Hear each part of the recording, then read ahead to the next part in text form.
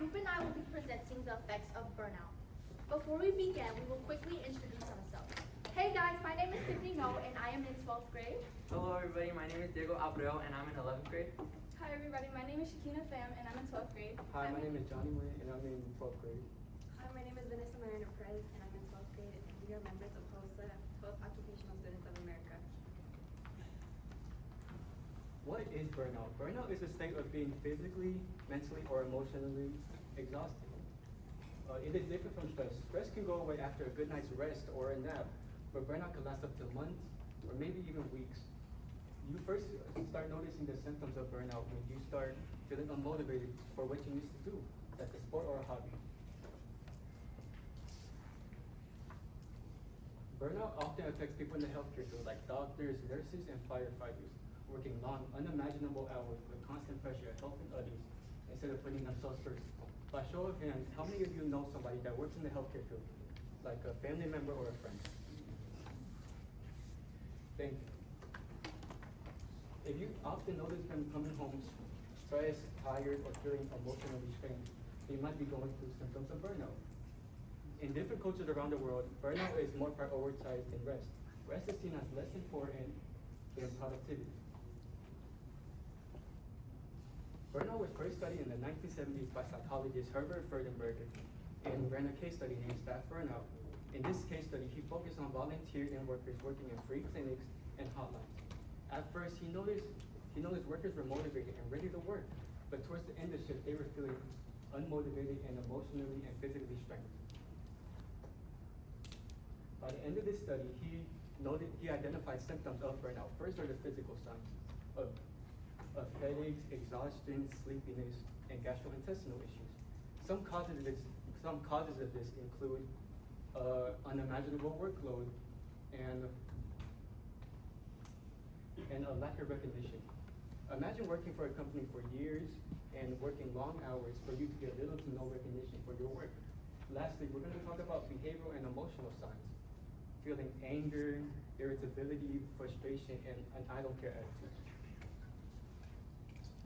When examining the lives of high school students, there are many factors that contribute to burnout, but it's mainly these six factors and they build up over time and help cause it. Academic overload is the first factor. This is when there is an intense pressure for high grades, heavy homework load, and constant testing. Extracurricular intensity is the second factor. This is when you are trying to effectively balance school, clubs, and sports, leaving little to no time for rest. Perfectionism is the third factor. This is when you set extremely high standards on yourself, leaving overthinking the quality of your work, fixating on small details, taking up more time and energy. Social and digital pressures is the fourth factor. This is when you are trying to create a good social life in person and online. And the fifth factor is the lack of sleep and balance. This is when you experience chronic sleep deprivation, lack of poor nutrition, and little to no exercise. And the final factor is lack of support, where you feel as if the people around you aren't supporting you or you feel unsupported by your friends and family. Based on a survey I conducted here at Forest Park High School, I managed to survey 47 students. I noticed that the majority of these students are taking dual enrollment classes, AP classes, honor classes, they're in clubs, they're in sports, they have a job, or they have major family responsibilities. I took two of the most important questions from the survey, and the first question states, I feel overwhelmed from my daily responsibilities, and the majority of people responded with, yes, they do feel overwhelmed from their daily responsibilities. The second question states, I feel emotionally drained at the end of the day. This question states that, and the people responded saying that they do feel overwhelmed at the end of the day due to their lack of responsibilities. There are many lifestyle factors that contribute to burnout, but it's mainly these three: sleep, exercise, and diet. If you don't get enough sleep the previous day before you go to school, this can lead to procrastination at school, constant zoning out, and worst case scenario, you fail your classes. If you don't get enough exercise, this can increase your stress levels and you can lose focus. The average high schooler should be getting around 60 minutes of exercise each day. Diet can severely affect you because if you're constantly eating fast food and high sugar foods, this can strongly affect your diet in worse ways. Raise of hands. How many of you have stayed up late studying just to forget everything the next day? Okay, so have we. Well, burnout doesn't just make you feel tired. It changes the way your brain works. It affects your memory and decision making by exhausting the brain system that's responsible for your focusing and thinking clearly. Research shows that burnout weakens working memory. That's the part of your brain that helps you understand information while you're also using it. When it's weakened, you struggle to concentrate, lose your train of thought, or even forget instructions, and that's something many students experience. It also affects executive functions, which are skills we use for planning and organizing. Because of this, even simple choices can feel overwhelming. Burnout negatively affects school and work performances because it lowers attention, productivity, and motivation. When someone is burnt out, it becomes harder to focus and remember information. Research shows people experiencing burnout uses extra mental efforts just to keep up with normal demands. That extra effort causes quicker fatigue. As a result, burnout can lead to procrastination, lower grades, or even work quality. Burnout also affects relationships. When you're mentally or emotionally exhausted, your social energy decreases. You may withdraw from your friends or even your family just because you're mentally tired. Sometimes you may start to feel annoyed or distant without meaning to, which can cause misunderstandings in relationships. When you keep withdrawing yourself, you start to feel lonely, and that loneliness can worsen your burnout. Burnout is very normal in today's society. People are always pressured to stay busy and productive, which makes rest seem wrong or lazy. This way of thinking is known as hustle culture, which makes people believe that their values depends on how much work and stress they can handle. The media worsens it by praising long hours of work and exhaustion as signs of success. And as a result, burnout becomes romanticized. Overworking is seen as impressive, while rest is dismissed or judged. Many people are afraid to admit that they are burnout because they don't want to be seen as weak, so they continue to push themselves even when they're mentally and emotionally drained. Music is something a lot of us rely on when we're stressed, sad, or just for enjoyment.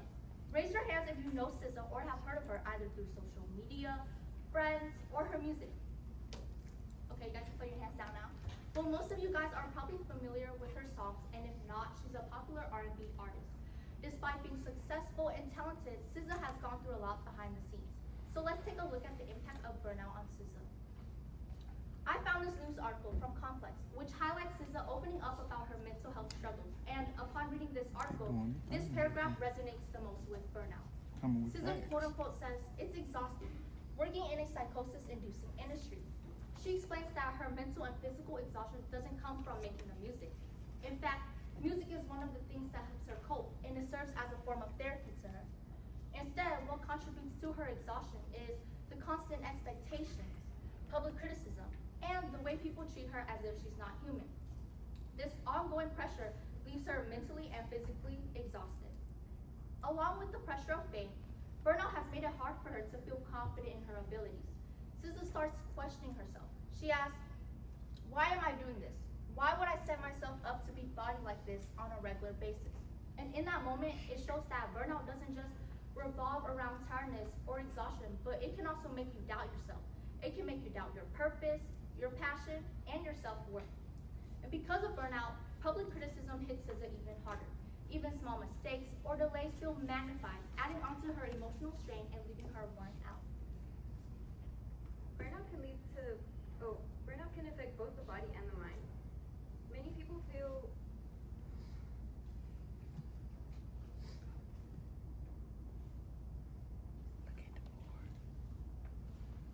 may feel tired all the time or have little to no motivation. Burnout can lead to things like anxiety, stress, or even sadness. It's a lot harder to focus at school or perform well at work because of those things. Role of government and schools. Governments can help reduce burnout by setting limits on overtime, especially in high-stress jobs like healthcare and caregivers, so that employers can't ask or force workers to stay back late and overwork them. They can also mandate mental health days to allow workers to take a break, relax, have a self-reflect day without the fear of punishment. In addition, the governments can support mental health education by funding mental health classes recognize the early signs of burnout. And lastly, schools can promote digital detox for teachers and students. Time away from screens and work emails can help set a healthier boundary between work, school, and personal life. Burnout can be hard to manage because it happens over time. Many people don't realize they've experienced burnout until they feel very overwhelmed. Many people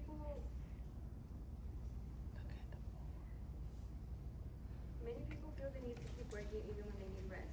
Others feel guilty asking for help. With the lack of support and resources, burnout can be very difficult to deal with. But there are ways to prevent that. To prevent burnout, you have to take care of yourself. Put yourself first. Getting good sleep and eating healthy foods is important. It's also good to take breaks and manage your time.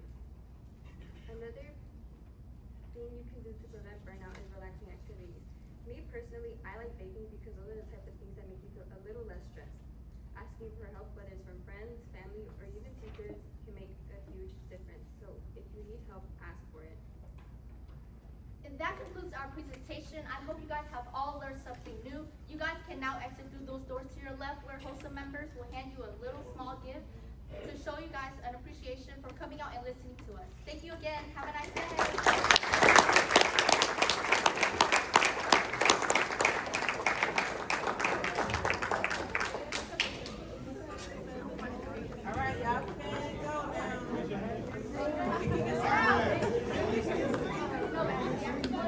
All right, let's go back to the classroom, y'all. Y'all can finish up over there in the classroom for lunch.